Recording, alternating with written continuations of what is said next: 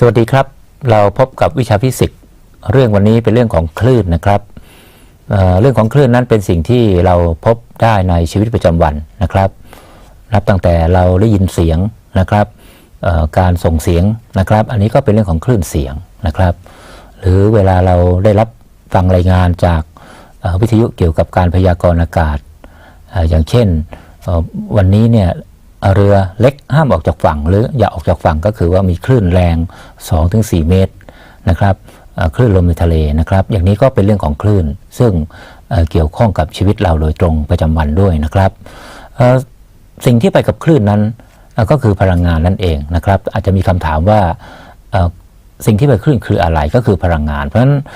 การเคลื่อนที่แบบคลื่นนั้นก็เป็นการส่งพลังงานรูปแบบหนึ่งนะครับนี่ถ้าจะมองคลื่นเนี่ยก็จะแบ่งออกเป็นนะครับคลื่นอาจจะแบ่งออกเป็นคลื่นเนี่ยนะครับหรือเวฟเนี่ยนะครับก็อาจจะแบ่งเป็นคลื่นแม่เหล็กไฟฟ้าหรือเรียกว่า EM นั่นเอง Electromagnetic Wave แล้วก็อีกอันนึงก็คือคลื่นกลนะฮะอันนี้เป็นmechanical นะ mechanical นะเวฟนะฮะเป็นคลื่นกลนะฮะเป็น mechanical wave นะครับนี่คลื่นแม่เหล็กไฟฟ้าเนี่ยนะฮะก็ไม่จำเป็นต้องอาศัยตัวกลางในการเคลื่อนที่ส่วนคลื่นแม่เหล็กไฟฟ้าไม่จำเป็นต้องอาศัยตัวกลางส่วนคลื่นกลนั้นจะต้องอาศัยตัวกลางนะครับในการเคลื่อนที่นะครับเราจะมาศึกษาเรื่องคลื่นกลเนี่ยแล้วสมบัติของคลื่นเนี่ยเป็นหลักนะครับโดยเฉพาะคลื่นกลเนี่ยก็จะมีอะไรบ้างครับคลื่นกลนี้ก็จะมีคลื่นกลนะฮะก็จะมีเรื่องของเสียงนะครับนี่จัดเป็นคลื่นกลนะฮะคลื่นแผ่นดินไหวก็เป็นคลื่นกลนะครับคลื่นในสปริงนะครับในสปริงในเส้นเชือกนะครับก็เป็นคลื่นกลนะฮะคลื่นแผ่นดินไหวก็อาศัยแผ่นดินเป็นตัวกลางในการเคลื่อนที่นะครับอันนี้ก็เป็นเรื่องของคลื่นกลนะครับเราจะเห็นว่าตัวกลางนะครับในการเคลื่อนที่นะครับของคลื่นกลเนี่ยนะก็จะมีทั้งอาจจะเป็นของเหลวของแข็งก๊าซอะไรทำนองนี้นะครับก็จะมีมากมายนะครับคลื่นน้ำก็อาศัยน้ำเป็นตัวกลางในการเคลื่อนที่นะครับเพราะฉะนั้นเนี่ยสมมติเรามาศึกษาเกี่ยวกับคลื่นในเส้นเชือกนะฮะก็จัดเป็นคลื่นกลนะฮะในสปริงหรือเส้นเชือกนะฮะในเส้นเชือกนะครับ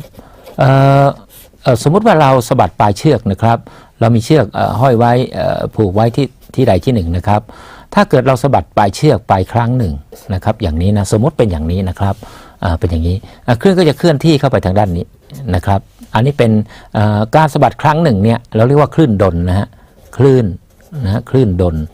นะคลื่นดลทำให้เกิดครั้งเดียวเนี่ยแต่ถ้าเราสะบัดต่อเนื่องไปนะฮะก็จะเกิดคลื่นเนี่ยหลายลูกอย่างนี้เรียกว่าเป็นคลื่นต่อเนื่องนะเรียกว่าคลื่นนะฮะต่อเนื่องนะเรียกว่า continuous wave นะครับคลื่นต่อเนื่องหรือ impulse wave อันนี้ก็เป็นคลื่นดลนะครับ